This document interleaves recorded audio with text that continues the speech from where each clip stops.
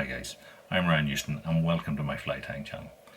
This channel contains hundreds of different videos covering all manner of different patterns, techniques and styles of fly tying. There's something here to suit almost everybody, so hit the like button, hit the subscribe button, let's get on with the show. Hi guys, so in the next series of 4 videos what we're going to tie is Carrie Stevens' Grey Ghost. So it's a fairly complicated streamer, and I've tried to do it in more detail than possibly a single video. So we're going to have 4 videos on this and take you through the different stages of tying, from the body to the bellies to the wing supports to the actual wing itself. So stay tuned, check out all 4 videos, and hopefully it'll help you along the way to tie your own classic streamer fly. Hi guys, and welcome to part 3 of our tying Carrie Stevens' Grey Ghost streamer fly. So for this fly we have already got our body, and we've got our keel or underbelly on it, and we have our topping under wing. So the wings themselves then are pairs of feathers, and we want to get some way of supporting those. So there are a variety of different methods available to us.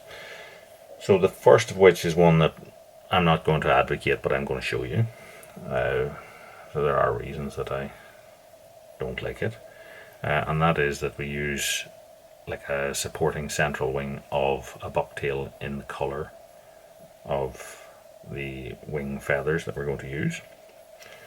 So for this you would take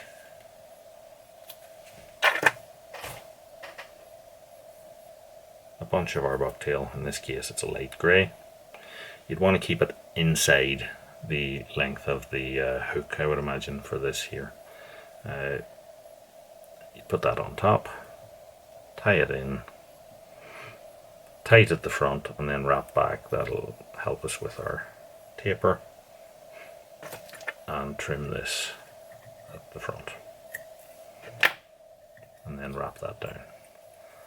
And the idea is that this the fibres of that sort of help to support the wing, and the fibres sort of get enmeshed a little bit and stop the wing from settling on itself. However, I find it's a material that's not meant to be there, you know, it's not part of it, and it's hard to keep these fibres from showing, and for that reason I don't like it.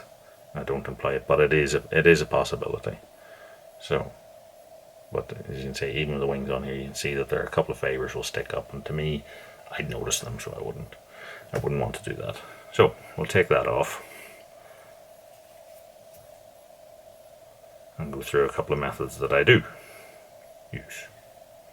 So the wing arrangement,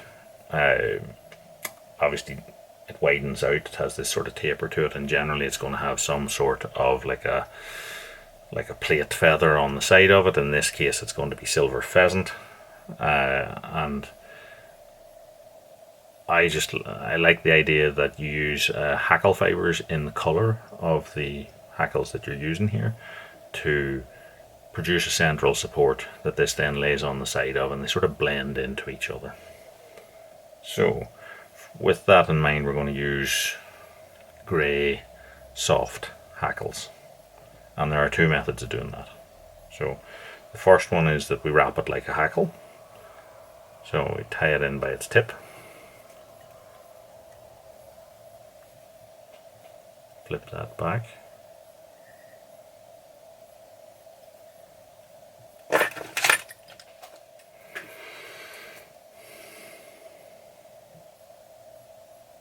and then wind it. Now you can see I have it doubled,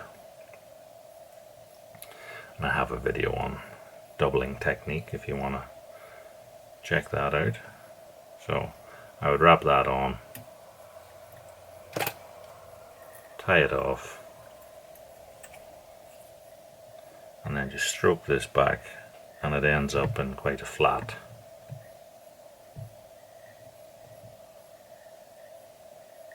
support. And then you would tie on your hackles to the sides of that, and it will sort of meld with the shape of the start of our hackle. So that's one possibility with it. The thing about that is that it has this tendency that it has width as well.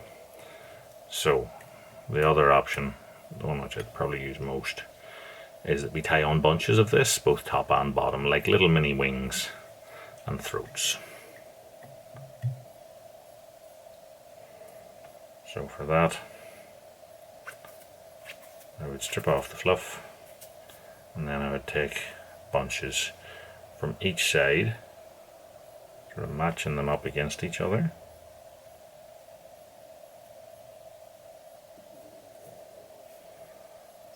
And then hold that in place on top, pinch loop it down,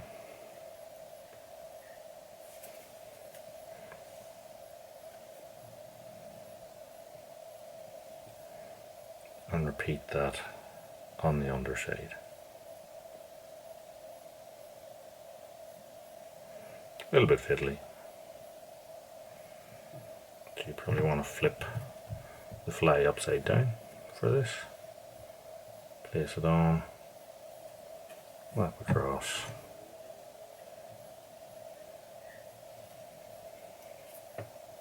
and then we move forward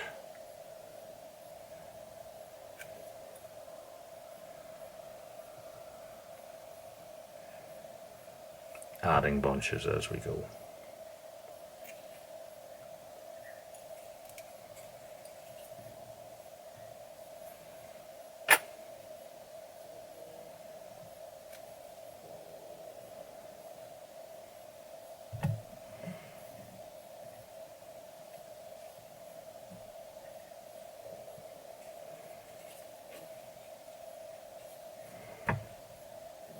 So to me, the advantage of this method is that it keeps everything in one plane.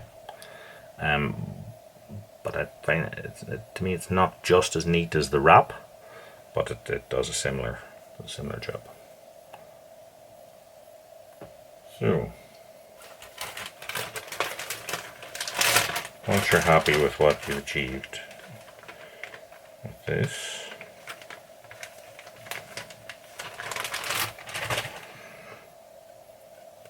put one more on top.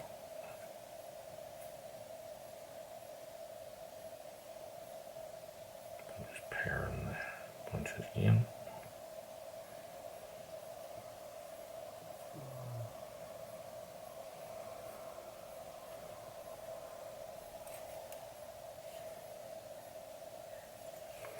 Instead of any fibres don't behave as you want, just tweezers and take them out of it.